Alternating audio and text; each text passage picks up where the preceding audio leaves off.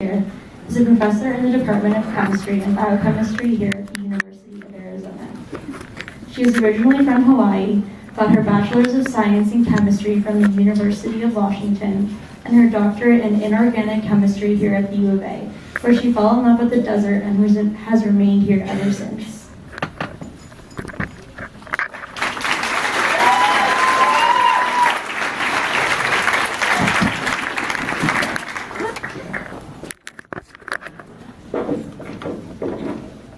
Hello, everybody.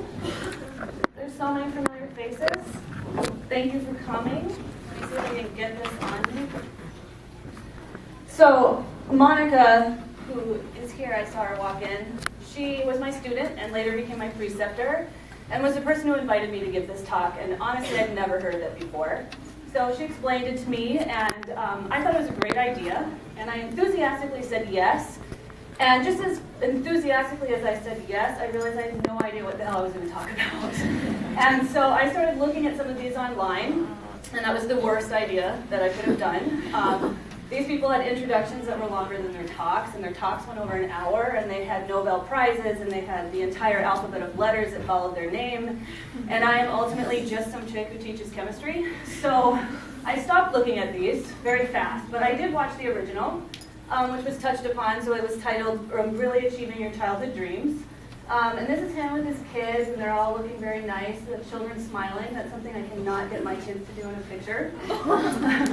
But yeah, his childhood dreams, this is from his talk, ranged from very funny to incredibly ambitious. He was never actually Captain Kirk, and he never played in the NFL, but all of the rest he actually achieved, plus many, many more. And the only real childhood dream I can fully remember having is wanting to be a rock star, and that never happened, so I couldn't really go with that. And he had these really cute pictures of himself as a kid, full of life and ready to take on the world. And well, this is me as a child. This is gonna get really scary fast. I didn't realize how big this screen was. And this is me in high school. That's my good friend Eliza in the back. And this is me getting ready for my very first roller derby game. And this is me getting ready for my very last roller derby game. And this is me getting ready for the semester. So as you can see, this attitude in life has not changed much. Granted, there are pictures of me smiling and cute as a kid, but ultimately these more summarize who I am. And I have two beautiful children now that I lovingly call my little electrons, and this is Lily. And this is Sophie, and you can see that I think this attitude might run in the family. And I don't know if this is karma in its purest form or not, but I'm just as petrified as I am excited about them growing up. But I finally just had to answer the damn question, what would I say? I really thought about backing out, and that's not in my nature, so I just said, what would I say? If this really was my last lecture, what would I say? So all I can say is about my life and the experiences that I have had that have led me to the person I am today, and the experiences I've heard from other people in their lives and how they have touched me. So that's really where I'm going to go. I would like to think that one day I will be old and wise. And actually at the beginning of this semester I had a student say to me, labs must have been really fun when you were an undergraduate because they knew nothing about safety back then. And I'm still honestly trying to figure out which century I was born in. But I refuse to go with old. Older, okay. Wise, absolutely not. Again, I hope to get there, but wiser for sure. Young and stupid, I did that really, really well. So that's kind of what I'm going to talk about. I grabbed my bachelor's degree in science in chemistry from University of Washington, like was said. And that was not my first major. My first major was more like, you're supposed to pick a major. And so finding chemistry was very exciting, and getting my degree, which is kind of expected for a lot of people, was a great accomplishment for me. And this is actually when I first started getting heavily tattooed. You can see if you haven't had me before, I have a couple. But I decided to get my back done because I didn't want to limit myself. I didn't know what I was going to do with this degree. So I knew I wanted to, symbolize it some way, but I didn't want it to be visible. But I was born in Hawaii, and this symbolizes Manoa Falls, the orchids in the waterfall, which is a place I used to go in high school. And actually my husband and I got to do this hike before we got married last year, so that was pretty cool. The lilies were actually just put in because Vavine Lazanga, the woman who did the piece, I loved them, so I asked her to incorporate it in my design somehow, and I find it very ironic now, because when I got this, there was no way I was ever going to have children, was kind of my attitude, but now I have two, and I love them, and one of them's name is Lily, and Sophie was born in July, and the birth flower of July is a water lily, so they fit really nicely in this piece, which was kind of cool. This is the Chinese symbol for the study of change, or chemistry, and the weeping willow is what first got me to really change majors. I was inorganic, I had to do a talk, so I did it on aspirin, which is my favorite drug. And I found out that aspirin is derived from salicylic acid, which was originally found in weeping willow tree bark, and it's how plants ward off bacterial invasion. And so if there's some sort of threat in the area, they increase their production of salicylic acid, and they do so to such high concentrations that it goes into a chemical conversion into a different chemical that's in the gas phase, which gets absorbed by other plants in the area, and that's their cue to start producing excess salicylic acid to ward off this threat. And this is where I really started truly geeking out on chemistry. I just thought it was the coolest thing that plants could communicate chemically, and this was ultimately what made me change majors. And so that's where it began. I really threw myself into chemistry when I got there. I loved it, I was fascinated by it, and an interest turned into a passion, and the more I learned, the more I realized I didn't know anything about it, and I wanted to learn more, and I wanted to take advantage of this opportunity I had to learn more. And I remember at the time people saying to me, I bet you were one of those people in high school who brought an apple to your teacher and turned everything in really early and had it professionally printed on Kinko's. And I can see why they thought that, looking at this picture. I have my background strapped to my chest. I point that out and I think about it every time I look at this picture. I'm your typical chemistry nerd. But the reality is it couldn't be further from the truth. This was me in high school. All the way at the beach. Thank you very much. I found out at a very early age in second grade that I was pretty severely dyslexic, which I misinterpreted to mean that I was a complete moron. And so I just kind of gave up and used it as an excuse as long as I could. And I found as I grew older that it was easier to not try and fail and use dyslexia as my excuse than to continue to try and continue to fail and continue to use dyslexia as my excuse.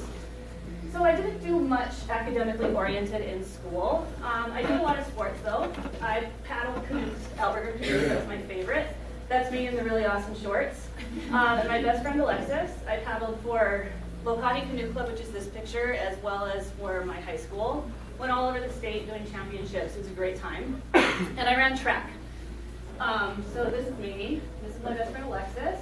And this is some girl crying in the corner. I can't remember her name or why she's crying, but I'm pretty sure she's not injured, so it's okay to laugh. But this is where I really learned my first big life lesson, and one that's really stuck with me. I had a coach, Ron Tamaka. He was 6'5", in his early 20s, ridiculously good looking, and he had actually just fallen short of qualifying for the Olympics in the triple jump, and was currently in training to re-attempt to qualify. And I thought that was motivational enough. He was very open about the fact that he had failed, and he was very open about the fact that he was not going to stop trying until he got there. And he was very supportive, knowledgeable. We loved him for many reasons. One day he stopped. He didn't come, and he kept not coming, and we couldn't figure out why. We knew he wouldn't just take off.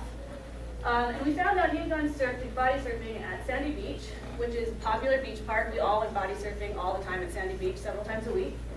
And it can look innocent enough, but this red flag is here to let you know that when there is a set of waves coming in, they can look like this. This is some guy's leg going under the wave. It's known for its popular shore break, or its dangerous shore break, and that's what that sign says, dangerous shore break. And what he had done is what's called going over the falls, where you're kind of just a little bit ahead of the wave, so instead of actually catching it and riding it in, you do exactly what's shown here, and just throws you to the sand. And that's what happened to him. It threw him to the sand, he broke his back, and was paralyzed from the waist down. And this was my first moment in life where I realized, and I find it very fitting, that everything can be taken away from you in a second. And the things that you expect to be there when you go to bed or expect to be there when you wake up are by far the things we'll miss the most when they are gone. And actually my husband works with a woman who woke up one day and was not able to hear anymore. So I find it very ironic that you gave this talk today. But that's an example of it. And I just was really impacted by this, that everything this man did was taken away from him in one wave. And so this is a lesson that really took a long time for me to realize the full scope of. But like a year ago, I decided I wanted to look him up. That was the last I had heard was in high school, and I was just really curious what had happened to him. He's really stuck with me. And I was so really sad to hear that he graduated from ASU. And it's a skunk devil. I really expected much more. But seriously, he's still coaching. He actually coaches coaches. He's been winning awards for his coaches. And I think that this story is even more motivational the more I hear. That he has continued on kicking butt, doing what he loves, despite what life threw at him. And like I said, this idea and lesson grew with me with life. I kind of took it in high school and was like, see, I should be drinking at the beach. That's how it should be. And this is Doris Duke. This is where I spend a lot of my time. But despite my shenanigans, I did graduate from high school in 4 years, my dad and my mom. And when you go to school in Hawaii, you kind of taught that, or it's expected that you go to the mainland and get your college degree and do whatever it is that you're going to do. So I went to Santa Barbara City College because there was no way I was applying to a real university. I would never get in. And I went to Santa Barbara because that's where my boyfriend was. And I lived in an off-campus dorm called Fountain Blue in Isla Vista. I don't know if any of you have heard of Isla Vista, but it is an insane party town. And for someone who was setting themselves up for self-destruction, a very bad place for me to be. I went to a lot of parties, and I met a lot of people, and many of them were in bands, and I found out very quickly I could not sing, and I could not play a musical instrument, so I was never going to be that rock star I wanted to be, but I sure could party like one. And that's what I did. And I rapidly stopped going to class, but I told my parents I still was. And I had a lot of fun, and that turned into my life, and that was no longer very fun anymore. But I really thought that I was pulling this off. And I went home for a winter break, and I remember thinking on the plane, okay, I've got 2 weeks, I'm gonna get it together, clear my head, it'll be all fine. And little did I know that I was really this close to a very interesting intervention episode. I got in the car with my parents, and they said, you are not going back to the mainland, and you have 2 options. You can get out or get clean. And I had no idea what I would do if I was to get out, so I cleaned up, and I discovered that the person I was ashamed to be that person. I hated her, and I didn't want to be her anymore. So I did what I had to do, pick my pieces up and whatever. And part of that process, I remember talking to my dad, and I said, I need to achieve a long-term goal. I've never done that. And he said, why don't you run a marathon with me? I'm in training, we've got 4 months, used to run in high school, you're looking to get healthy. And I said, not really understanding the commitment I was getting myself into, I said, okay, let's do it. So I did the training, a lot of training, and I ran my first marathon. This is my dad, and this is me, and there are many more people in front of me than behind me. But I was very proud to have finished it, and I proved to myself I could do something. And I kept running. I really kept running. I've run 5 marathons, I don't know how many half marathons, duathlons, biathlons, relays, 10Ks, 5Ks. I really just kept running. And I'm not sure what I was running from or to or any of those things, but it saved my life. I started doing, this is a 10K clinic with Brian Clark and this crazy New Zealand woman that I met. I was winning awards, merit awards, for coming in top 1%, 5% of races. And I injured myself a lot, and I took a lot of aspirin, hence it being my favorite drug. And I was becoming very knowledgeable about the body, so I decided I wanted to pursue an education in physical therapy. So that's what I did. I started taking classes at the community college, the University of Washington, and I proved to myself that if I put as much effort into my school as I did into my training, that I could actually do really well at that too. So I finally proved myself, went to the mainland, and went to Seattle, and that's where I found chemistry and changed majors, and the rest is history. I eventually got my PhD, my boss, me with black hair. And these are things I'm very proud of. Like, I don't have a Nobel Prize, and I don't have many letters after my name, but I have enough. And I was very proud of these accomplishments that I had done personally.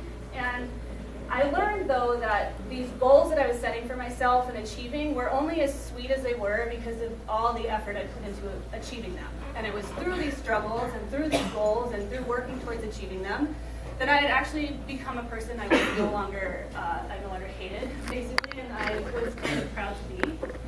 And that's that's where another real life lesson came from. Bruce Lee has a quote that is, "Don't pray for an easy life, instead pray for the strength to endure a hard one." And I love this because I used to hate people who had an easy life. You know, everybody has one of those friends who everything seems to come easily to them. And I no longer feel that way because I feel like if everything comes easy to you, then you don't really push yourself. And it's through this pushing of yourself that you can create a person that is stronger than you once were. I mean, life is going to make you stronger, but you can actively work at making yourself stronger too. And that's what all these little goals were for myself. And I have a really good friend, Lilia Yatsunik, that I met when I first started my PhD, and she once said to me, "Why is everything you do so hard?" And I really had no idea what she was talking about. I was kind of like, what are you saying?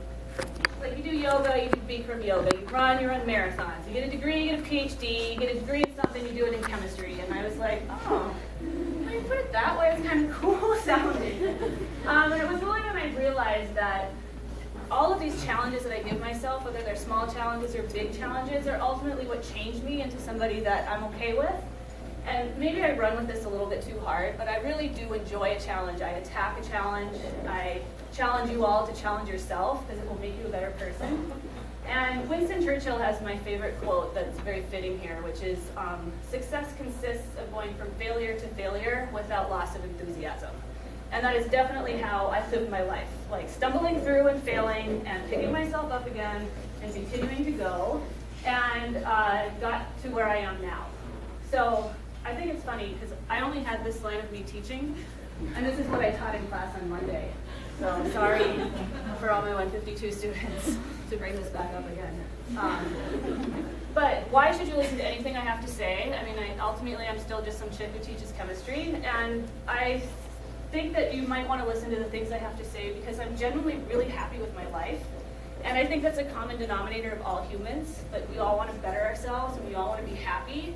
And I found 3 things that have helped me go from somebody that I despise to somebody that I'm proud to stand in front of you today. And I'm not saying these are the keys to success.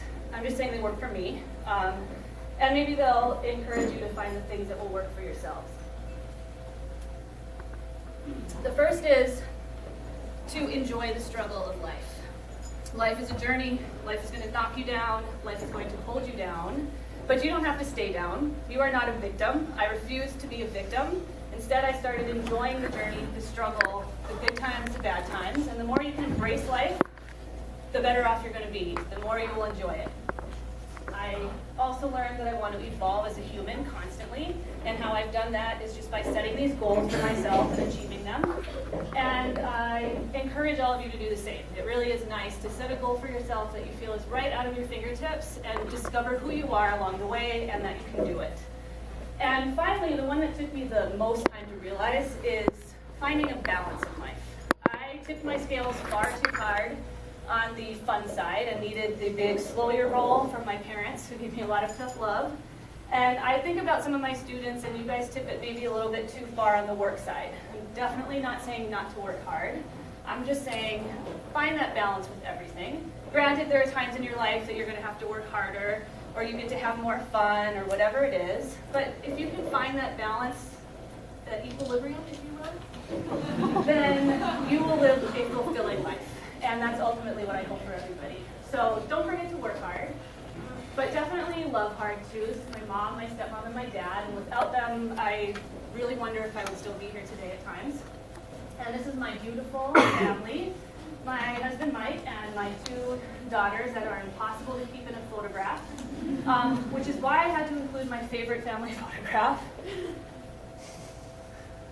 This is literally a family photograph at Easter of Mike's brother and his 2 kids smiling very nicely at the camera, and Mike holding on to Lily and Sylvie for dear life so we can get a damn picture of Easter. And this is part of what makes us perfect, I feel. I love them so much. And I played roller derby for many years. Lots and lots of fun. I know she wore a face mask, but my favorite part is his face. He was like, damn. She heard that was coming down his hill. She had a broken nose, so we made her wear a face mask. I went all over the country playing roller derby. I met really cool people. I had some huge losses and some great successes, and there's really no huge life lesson here other than have fun, because it's fun and do it for nobody else but you. But this is also something, I had a lot of fun on this side, hitting girls at high speeds on skates. But I'm thinking this might run in the family too. Lily, she actually put on my roller skates one day, and I hope to watch her and Sophie hit other girls at high speeds. But ultimately, this was really dedicated to all my students, past, present, and future. So that's my story, so be it. But the thing is, when I found chemistry, I didn't know what I was going to do with it. And I went into the industry and discovered I wanted to get my PhD. I wasn't learning enough. So I decided to get my PhD, and I was going to be a lab rat, research and development. That's why I felt comfortable getting heavily tattooed. I was going to be under a lab coat in a lab somewhere. And that obviously didn't happen because I fell in love with teaching. And it's because of my students. You guys are awesome. And this is actually the first year I taught. We used to put everybody together in Centennial Hall to take a final exam. And I think it's really fitting that it's so blurry, because it's just kind of meant to symbolize all my students. And it's also pretty cool because, hopefully y'all can hear me, this mic is falling off. Because a lot of the people who are in this room now are either graduating or moving on to the next phase of their life, and I get to hear all the cool stories of all the stuff that they're doing, and it's really exciting. And I stalked you guys on Facebook, many of you that I see. So you might have laughed at me earlier. Karma, people. And this is a lesson in life too. Have at least one really good public picture on Facebook, just in case you get stalked. I've had my students write me thank you notes for whatever it is that I've helped them with throughout the years. And they've called me anything from inspirational to badass. And I only appreciate these comments as much as I do because of the fact that I think that you are inspirational and you are badass. And ultimately, you are why I became a teacher. I have had the privilege of meeting so many cool students. You inspire me, you motivate me. You're the reason I stay up late at night and I think of really bad warehouse party equilibrium analogies, or find the best of the worst David Hasselhoff pictures for my slides. And I'm hoping that this will allow you to do well in my class, but I'm also hoping that this will give you some success in life. Like, the stupider your mnemonic devices, the better off you're going to do. Any honestly small part that I can play in your success story has really allowed me to fulfill everything I could ever want out of this job. You are seriously an amazing group of people who have given yourself a much better start in life than I ever gave myself, and I get to live vicariously through some of your experiences, like going to Thailand. You're going to go to Thailand soon, and going to Haiti. I have pictures of you there. This is not it, though.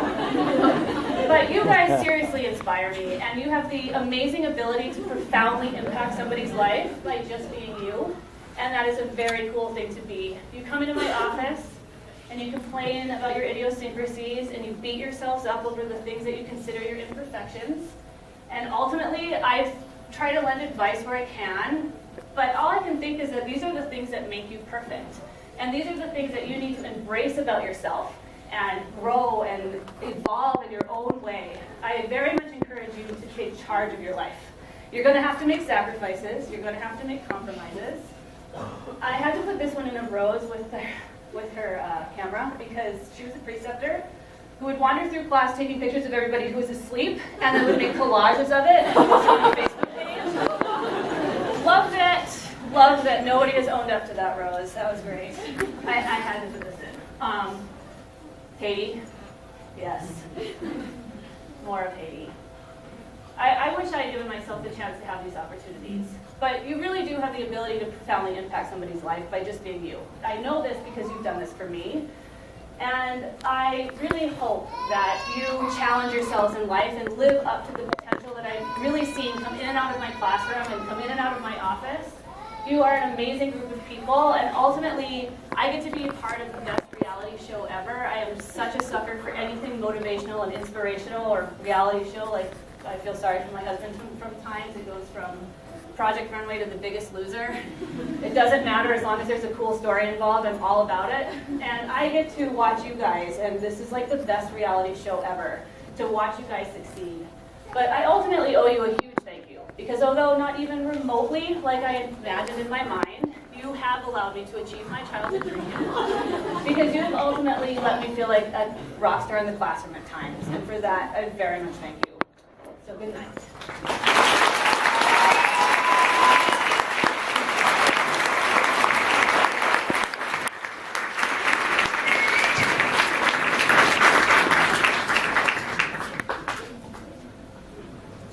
Let's hear it one more time for Dr. Zapala and Dr. Hidalgo.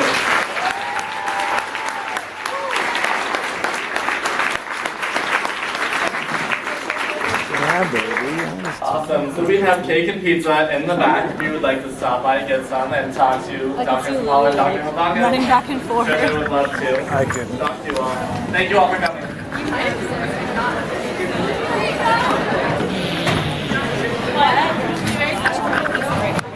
I just want to say thank you so much for everything. I have to run real quick, but thanks. Good job. Oh yeah, of course. Thank you.